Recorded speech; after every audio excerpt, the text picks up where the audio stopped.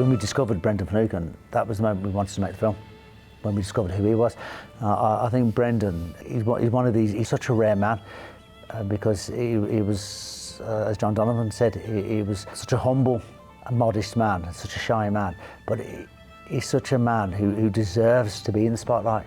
I feel so privileged to have got to know the character. He's somebody who I wish I had known in real life, and I wish I'd had the opportunity to actually meet the man. I think he would have been totally embarrassed, most likely. I agree. I think he would have tried to have escaped rather than face it, to be quite honest. He was a very humble and reserved man, I think, and didn't want any limelight shone on him. He just wanted to do the best job that he could. The life and adventures of a young man who, at a very early age, decided he wanted to fly planes. When he first started learning to fly, he was a terrible pilot. He couldn't land a plane at all. And he was a joke amongst the other recruits because he kept crashing planes. But he just wouldn't give up. And the reason they didn't kick him off the training course was because he just wouldn't give up. He was so determined to succeed, and he did. You know, and he went on to become the youngest wing commander in the RAF and one of the top aces in World War II. And then when he came over here, he had the stress from his own work colleagues, taking the mickey out of him, not flying, taking the mickey out of he was Irish, and so he had it both sides, really, didn't he? So, but he was a fighter. He was a trained boxer.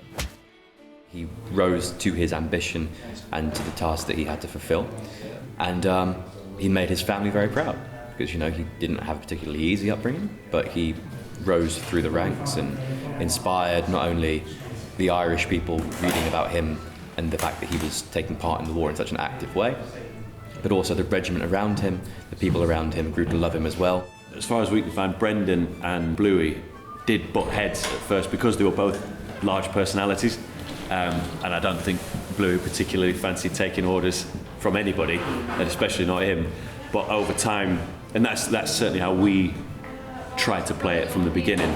And over time, they gained this mutual respect. Bluey and Brendan rather are good mates, and me and Shane were the same. He's a great actor. He's amazing. Huge job on his shoulders to keep that. He is the linchpin of that film. He's magnetic. He's phenomenal. Just how much he resembles real Brendan.